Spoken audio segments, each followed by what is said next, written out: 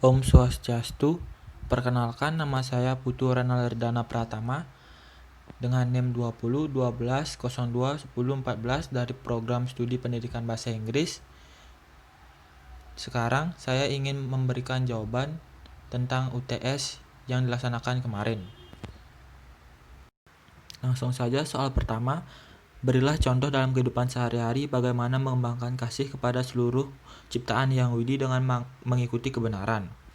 Contoh mengembangkan kasih dengan mengikuti kebenaran yaitu membantu orang tua di rumah, menolong orang yang sedang dalam kesulitan, merawat tumbuhan dengan baik, menjaga hewan-hewan yang kita pelihara agar senantiasa sehat. Soal kedua yaitu dengan mengucapkan mantra yang benar dan berulang-ulang akan membawa ketenangan pikiran. Jelaskan mengapa hal itu bisa terjadi. Hal itu bisa terjadi karena saat kita mengucapkan mantra yang benar dan berulang-ulang, itu akan membuat kita dilindungi dari bahaya dimanapun kita berada. Entah di dalam bus, mobil, kereta api, pesawat terbang, di pasar, ataupun di jalan. Selain itu, Brahma Prakasa, cahaya Brahman akan turun kepada kita dan menerangi jalan spiritual kita bila kita mengucapkan mantra yang benar dan berulang-ulang. Berikan contoh pengalaman hidup yang pernah Anda alami yang ada hubungannya dengan renungan. Contoh pengalaman hidup saya terkait renungan di atas yaitu saat saya sedang berbelanja ke sebuah minimarket. Di depan minimarket tersebut ada sebuah pengemis. Karena saya memiliki sisa uang dari hasil saya belanja, walaupun tidak banyak, saya memberikan sisa uang saya kepada pengemis itu. Di kemudian hari, percaya tidak percaya, saya memenangkan sebuah lomba dan mendapatkan uang lebih daripada uang yang saya berikan kepada pengemis itu. Soal nomor 4 yaitu jelaskan masing-masing tahap meditasi. Tahap-tahap meditasi yang bisa dilakukan lebih spesifik bisa dengan Ashtanga Yoga. Berikut dapat disebutkan bagian-bagian dari Ashtanga Yoga yang patut dijadikan landasan hidup beretika dalam keseharian. Antara lain, yang pertama Yama. Yama adalah tingkat jasmani. Yang kedua yaitu Niyama. Niyami adalah tingkat rohani. Yang ketiga Asana. Asana adalah sikap duduk pada waktu melaksanakan yoga. Yang keempat yaitu pranayama. Pranayama adalah pengaturan nafas keluar masuk paru-paru melalui lubang hidung dengan tujuan menyebarkan prana atau energi ke seluruh tubuh. Yang kelima yaitu pratyahara. Pratyahara adalah penguasaan panca indera oleh pikiran sehingga apapun yang diterima panca indera melalui syaraf ke otak tidak memengaruhi pikiran. Yang keenam yaitu dharana. Dharana artinya mengendalikan pikiran agar terpusat pada suatu objek konsentrasi. Yang ketujuh yaitu dhyana. Dhyana adalah suatu keadaan di mana arus pikiran tertuju tanpa putus-putus pada objek yang disebutkan dalam dharana itu. Yang terakhir yaitu samadhi. Samadhi adalah tingkatan tertinggi dari Ashtanga Yoga. Jelaskan hubungan antara yoga Surya Namaskar dengan pranayama. Berikan contoh pranayama yang cocok untuk asanas tersebut, badan dan pikiran, dan gambarkan rangkaian yoga Surya Namaskar.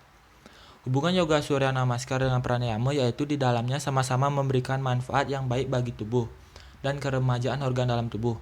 Contoh pranayama yang cocok untuk asanas tersebut adalah jalan dara banda.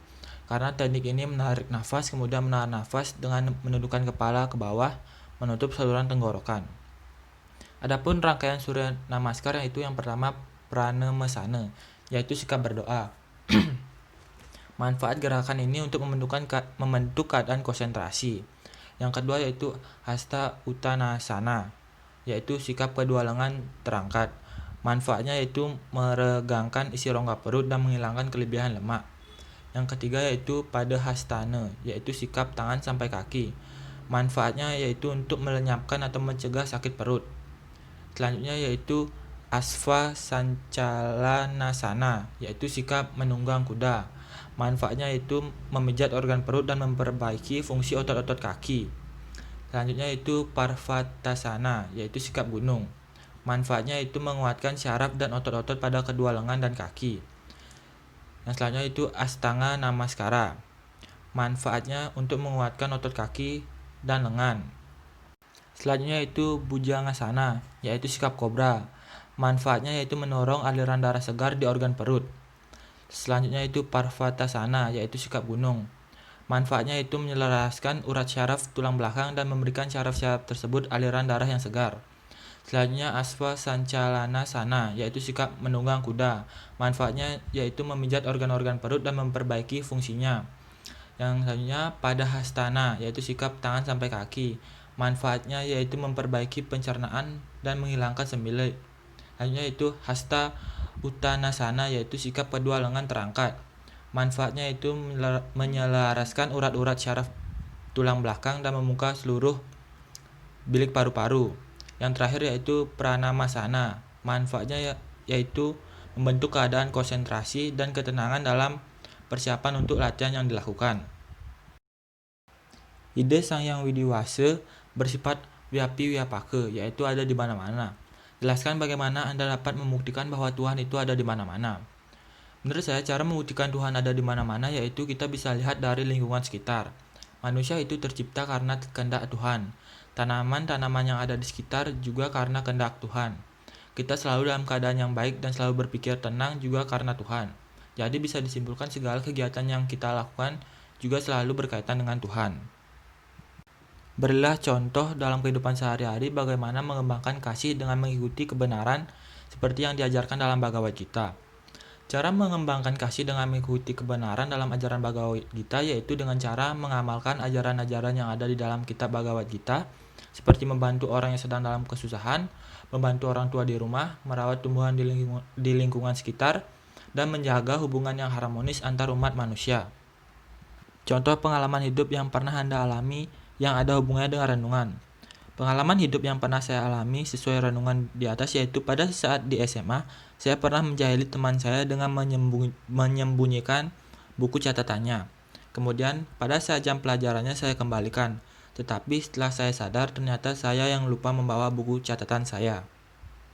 Jelaskan mengapa yoga asanas penting untuk meditasi. Karena yoga asanas sangat memengaruhi syaraf-syaraf tubuh, otot dan organ tubuh agar berfungsi dengan baik. Dengan begitu, jika kita melakukan yoga asana saat meditasi, itu akan membuat kita lebih tenang dan nyaman melakukan sehingga tujuan dari meditasi itu sendiri bisa dicapai dengan baik.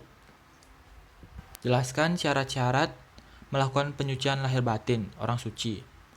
Seseorang dapat melakukan penyucian lahir dan batin apabila telah memenuhi syarat-syarat berikut ini. Yang pertama yaitu laki-laki sudah menikah atau tidak menikah seumur hidupnya, atau Sukla Brahmacari.